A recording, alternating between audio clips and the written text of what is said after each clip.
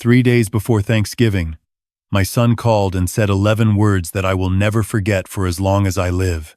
Dad, don't come this year. Jennifer says it makes things tense. I was standing in my garage in Columbus, Ohio, reorganizing a shelf of tools I had already reorganized twice that week, which is what I do when I am trying not to think too hard about things. I was 63 years old. I had spent 38 years being someone's father, and now my daughter-in-law had decided that my presence at the Thanksgiving table created tension. I asked my son what kind of tension. He got quiet in that way he had learned from her, that long, careful pause where you can almost hear him measuring his words against what she would want him to say. It's just that her family is coming, and the house isn't that big, and you know how last Easter went. I knew how last Easter went. Her brother had made a comment about the neighborhood where I grew up, and I had gently pushed back. And Jennifer had spent the rest of the afternoon with her jaw tight, refilling wine glasses for everyone except me. That was how last Easter went. My son Daniel had texted me afterward to say he was sorry it was awkward. Not that anything was wrong with what I said, just that it was awkward. So I spent Thanksgiving alone for the first time in my life. I drove to a diner on Route 40 called Millie's that I had passed 100 times without ever stopping. The parking lot had 6 cars in it. Inside, a woman behind the counter gave me a look I recognized immediately. The look people give you when they understand, without asking why, a man in his 60s is eating turkey at a diner counter on Thanksgiving. She seated me by the window with a laminated menu, and the kind of quiet sympathy that is worse than pity because it is honest. I ordered the turkey special and coffee and sat there watching cars pass on the highway, thinking about the fact that 40 miles away my son was carving a turkey in the house I had helped him make a down payment on, surrounded by Jennifer's family, and my grandson Logan was probably coloring at the kitchen table and asking where Grandpa was, and someone was probably giving him an answer I would not have chosen. I was halfway through a piece of pie that tasted like cardboard when the man in the booth behind me turned around. He was around my age, maybe a few years older, with a broad face and reading glasses pushed up on his forehead. His wife sat across from him, silver-haired and watching me with an expression that was not pity either but something warmer than that. The man said his name was Raymond Calloway. He said he and his wife Diane had been coming to Millie's on Thanksgiving for 12 years because their children were scattered and the drive was too far, and this was easier. He said there was no reason a man should eat pie alone on Thanksgiving if he did not have to. He said there was room in their booth. I almost said no. I was 63 years old and I had spent most of my adult life being self-sufficient in ways that looked like strength but were really just fear of needing anything from anyone. I had raised my son alone after his mother, and I divorced when he was 9. I had learned to cook, to help with homework, to show up to every single thing without complaining, because I believed that was what a man was supposed to do. Handle it quietly. Don't burden anyone. Be fine. But something in the way Ray asked made it impossible to say no. There was no performance in it. He was not being kind for the sake of being kind. He simply did not see why 2 booths should be lonely when they could be 1 table. I moved my pie and my coffee. I sat down. We talked for 2.5 hours. Ray had been a high school football coach for 27 years before his knees gave out. Diane was a retired librarian who had strong opinions about the organization of nonfiction sections and was not shy about sharing them. They had 3 children and 5 grandchildren, and a house in Westerville that was too big for 2 people, but that they refused to sell because, as Diane put it, hope takes up space and you have to leave room for it. They had a neighbor who came for Sunday dinners. They had a rotating cast of people they had collected over the years, friends and former students and colleagues, and one woman named Gloria, from Diane's old book club, who had nowhere else to go, and had been showing up every Sunday for 11 years. By the time I left, Diane had already told me to come that Sunday. She said bring nothing. She said Ray would be grilling regardless of the temperature because he had a specific psychological problem related to charcoal that she had been unable to treat in 31 years of marriage. That Sunday changed everything. Their house was exactly what Diane had described, too big and full of the accumulated life of 2 people who had paid attention to it. Books on every surface, photographs in mismatched frames, a dog named Biscuit who was 17 years old and moved like he knew it. the smell of something roasting and something sweet underneath it. Ray met me at the door with a spatula in his hand and the expression of a man who had been waiting for the cold to justify coming inside for the past hour. Within 20 minutes, I was at the kitchen table with a woman named Gloria, who was 74, and did not believe in small talk, and immediately asked me what I was most proud of in my life and what I most regretted. I told her both. She told me hers. She said she had spent 20 years being smaller than she was for a man who was not worth the shrinking, and that the best thing she had ever done was stop. Their son Marcus came over with his wife and their 2 boys, 9-year-old Calvin and 7-year-old Darius, who within 15 minutes had decided I was their personal audience for every knock-knock joke they had ever heard in their collective lives. I sat on the back porch and listened to 47 knock-knock jokes in a row and felt something unlock in my chest that I had not noticed was locked. This is what I had always imagined Thanksgiving was supposed to feel like. I went back the next Sunday. And the one after that. Ray had me helping him with a fence he had been meaning to fix for 3 years. Diane enlisted me in reorganizing the garage, which led to a 2-hour conversation about why people keep things they no longer need. I helped Calvin with a book report on Abraham Lincoln that his parents admitted had defeated them. I taught Darius to play checkers on a board Ray found in a closet.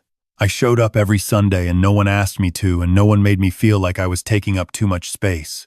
I did not hear from my son that first Thanksgiving. Not that day. Not on my birthday in February. Not on Father's Day. I sent Logan a birthday gift in March and received a text from Daniel 3 days later that said Logan loved it. 5 words. No call. I tried twice. The first time he was busy. The second time he said he would call me back and did not. The silence was a particular kind of pain. It sat in a specific place in my chest. Not sharp, but constant, like a stone you get used to carrying. But the thing about that pain now was that it existed alongside something else. Belonging. Real belonging. The kind that is not conditional on being quiet or small or convenient. About 14 months after that first Thanksgiving, I arrived at Ray and Diane's on a Sunday to find Ray alone in the living room with the television off, which meant something was wrong, because Ray watched football, the way other people breathe. He looked up when I came in and said Diane was in the bedroom and that her older sister had passed away that morning.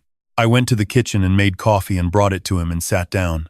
He told me about Diane's sister, Patricia, who had lived in Phoenix and who they had not been as close to in recent years as they should have been. Time and distance and the ordinary drift of lives moving in different directions. Nothing dramatic, just the slow erosion of keeping in touch until there was nothing left to erode. Diane came out eventually. She sat at the kitchen table and held her coffee with both hands and said that what she could not stop thinking about was a phone call she had not made.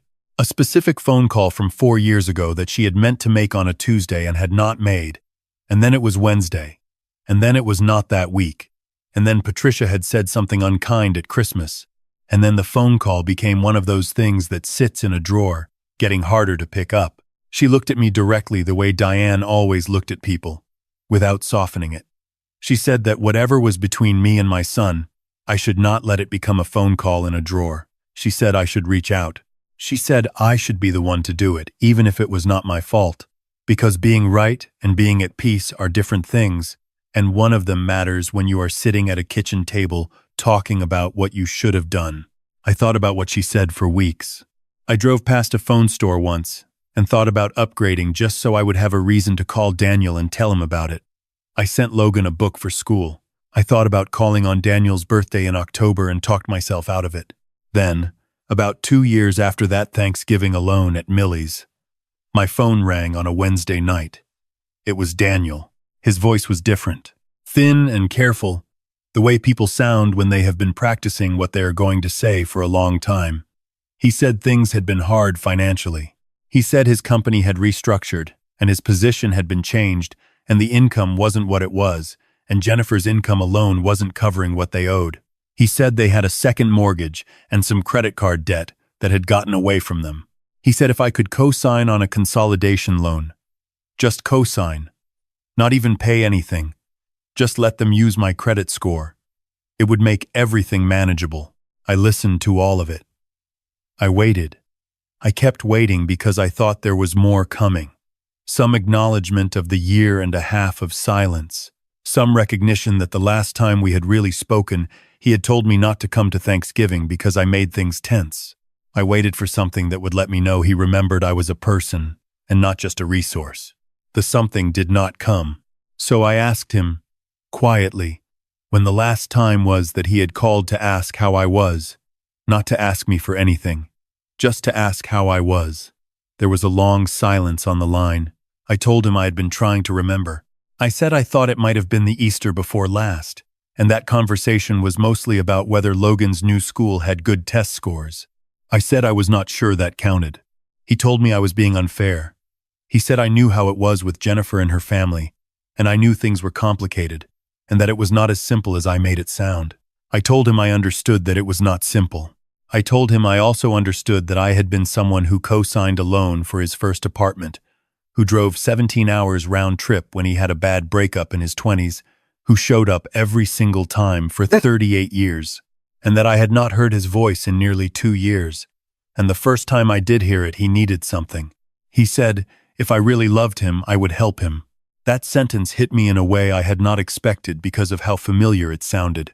It was the logic of the relationship he had learned from Jennifer, that love was proven by giving people what they asked for without asking anything in return.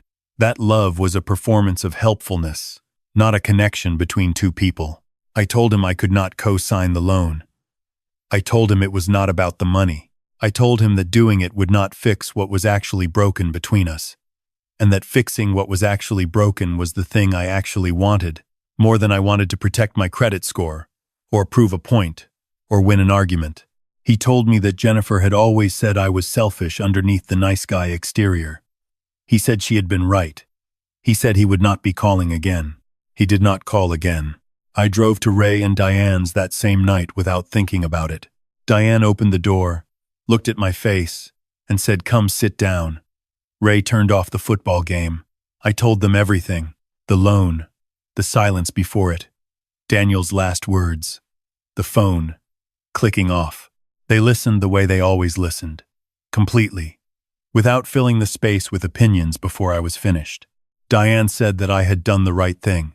She said it firmly, the way she said things she meant. Ray said something that I have turned over in my mind more times than I can count. He said I had not lost my son that night. He said I had lost him slowly, over a long time, in increments small enough that each one felt manageable, and that what had happened on the phone was not the loss. It was just the first time I had let myself see the whole shape of it clearly. He was right. I had been making myself smaller for years. Every time I accepted being excluded, every time I laughed off a comment from Jennifer that was not funny, every time I waited by the phone for a call that did not come and told myself it would be different next time. I had been disappearing so gradually that by the time I was gone, no one had to push me. After that night, I stopped waiting. I stopped checking my phone on holidays.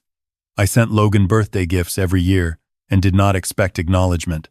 I learned to live without the part of my life that had been built around a son who needed me only when he needed something. But my life kept going, and it kept getting fuller. I retired from the engineering firm where I had worked for 22 years and started volunteering at a veterans center downtown, helping older veterans navigate benefit claims and paperwork they found confusing. I became someone the other volunteers called when they did not know what form to file. I became someone Ray called when he needed a second opinion on a fence and ended up talking for 3 hours about something else entirely. I became, without quite noticing it, a person with a life that was real and full and mine. 5 years passed. I missed Daniel. I missed Logan in a way that was specific and physical. The way you miss someone you have been cut off from rather than the way you miss someone you have lost. I knew he was out there growing up without me in it. He would be 15 now, 16.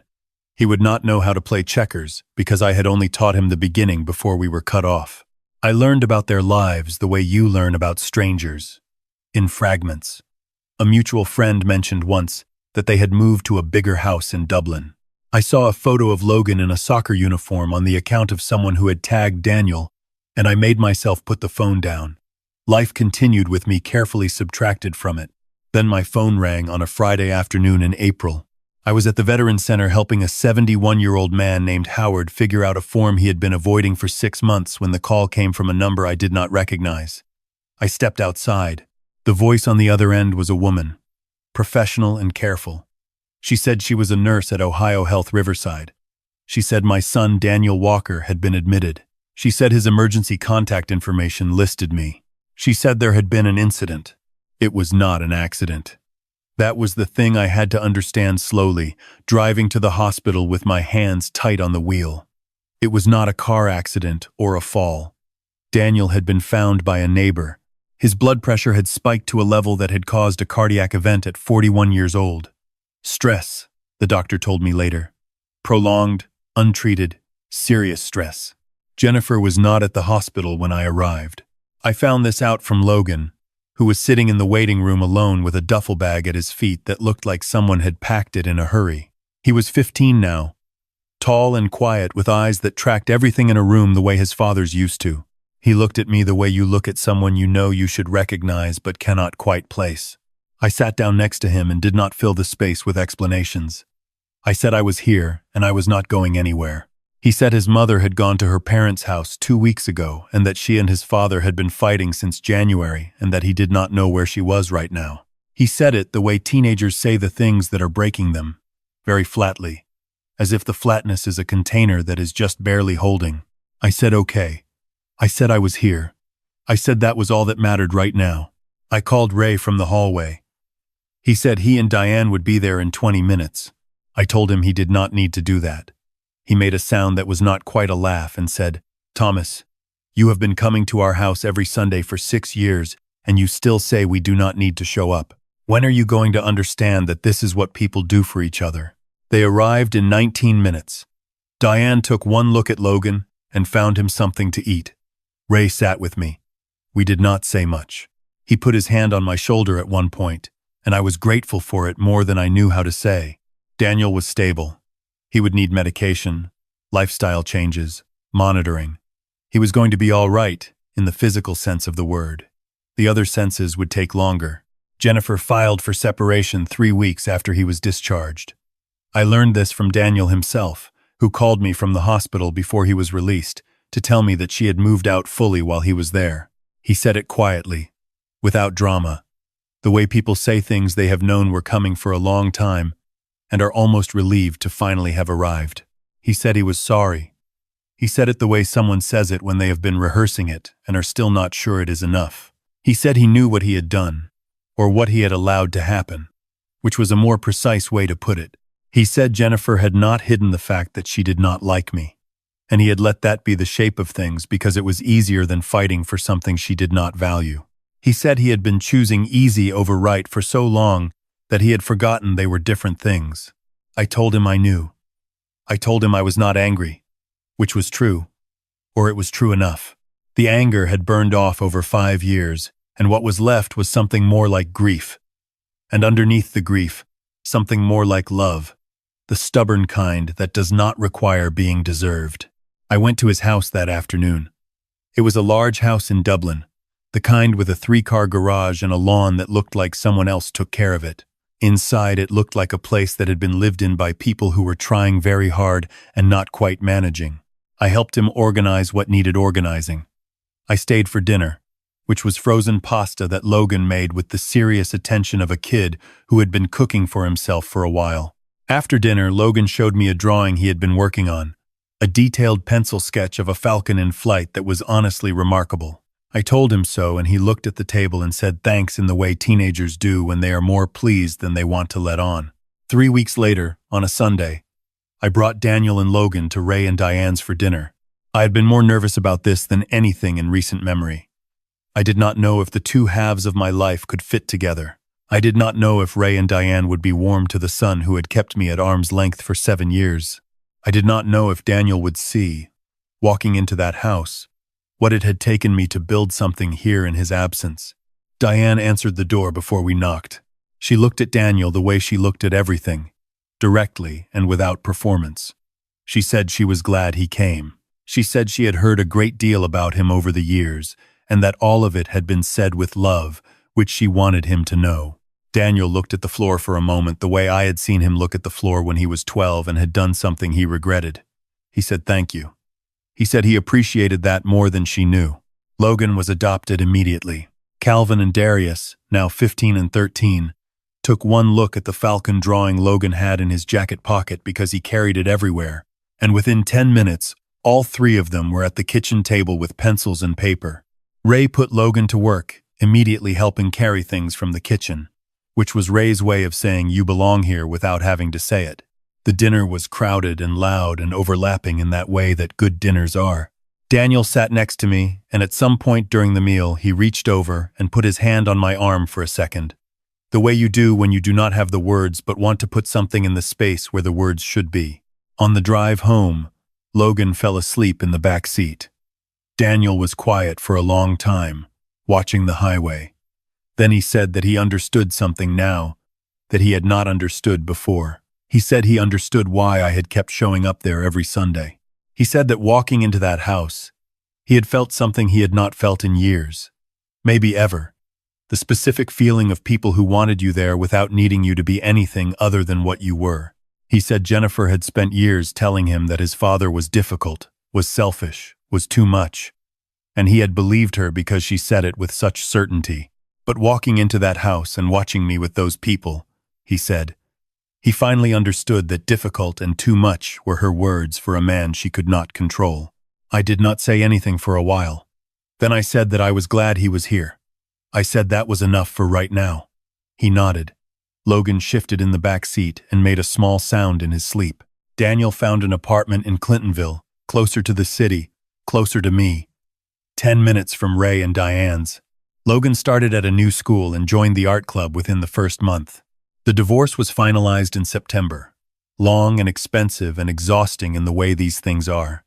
And Daniel came through it the way people come through things they survive, changed in ways that are not entirely bad. These days the Sunday dinner table has more chairs than it used to. Daniel brings bread from a bakery. He discovered that Ray pretends to be indifferent to, but always takes 3 pieces of. Logan and Darius have a running argument about which of them has the better eye for composition that neither of them intends to resolve. Gloria, who is 80 now and still does not believe in small talk, told Daniel at their first meeting that she could tell he had done something he regretted, and that the most important thing about that was what he did next. Daniel said she was the most direct person he had ever met. She said good. She had been working on it for 80 years.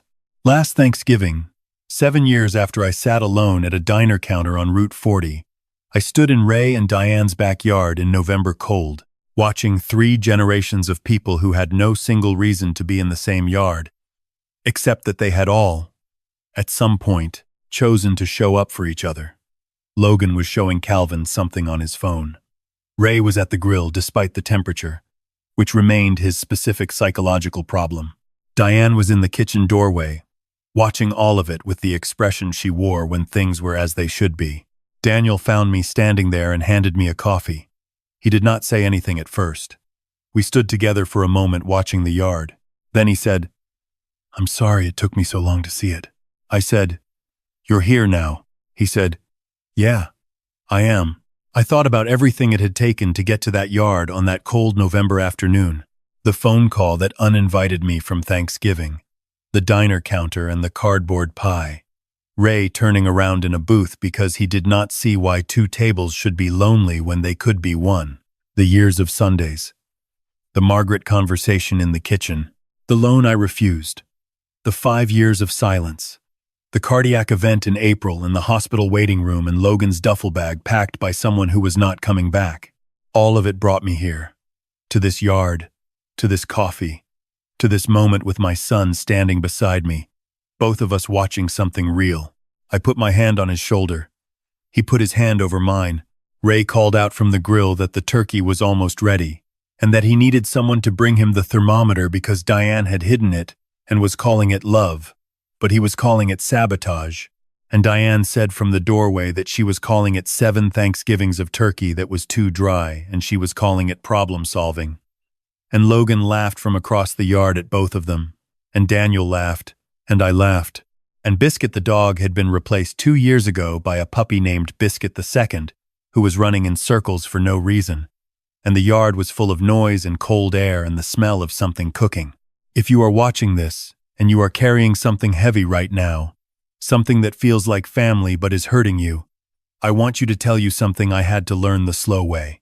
The people who are supposed to love you are not always the people who were assigned to you. Sometimes, love is an invitation from a stranger in a diner booth on the worst Thanksgiving of your life. Sometimes, it is a Sunday dinner you were not expecting to need. Sometimes it is 7 years of showing up before the person who should have been showing up all along finally understands what showing up means. The family you choose is not a replacement for the family you lost. It is the proof that you are worth choosing. And when the people who were supposed to choose you finally come back, they come back to a version of you that does not need them to survive. That is the difference. That is everything. Thank you for being here with me today. If this story moved you, share it with someone who needs to hear it. Subscribe so you don't miss what comes next. And remember this, the quiet revenge is not the moment you turn someone away. It is the life you build while they are gone. So full and so real that when they finally see it, they understand exactly what they walked away from. Thank you for listening. I will see you in the next one.